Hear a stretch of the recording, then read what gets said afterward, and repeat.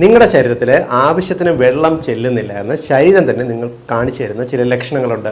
ഇതെല്ലാവരും അറിഞ്ഞിരിക്കണം. എല്ലാ സുഹൃത്തുക്കളുടെയും അറിവിലേക്കായിട്ട് ഷെയർ ചെയ്യുക. കാരണം ഇപ്പോഴത്തെ ഈ ഒരു സീസണിൽ വെള്ളം കുടിക്കാത്തതുകൊണ്ട് പലവിധ ആരോഗ്യ പ്രശ്നങ്ങൾ ഒരുപാട് പേർക്ക് ഉണ്ടാകുന്നുണ്ട്.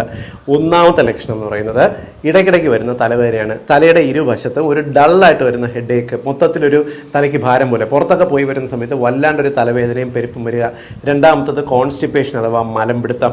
മൂന്നാമത്തത് മസിൽ ക്രാംസ്, ശരീരത്തിൻ്റെ കയ്യിലും കാലിലുള്ള മസിലുകൾ വല്ലാണ്ട് വലിഞ്ഞു മുറുകി കൊളുത്തിപ്പിടിക്കുന്ന പോലെ വേദന വരിക. നാലാമത്തത് ചുണ്ട് വല്ലാണ്ട് വരണ്ട് ഉണങ്ങി വരുന്ന ഒരു ലക്ഷണം കാണിക്കുക.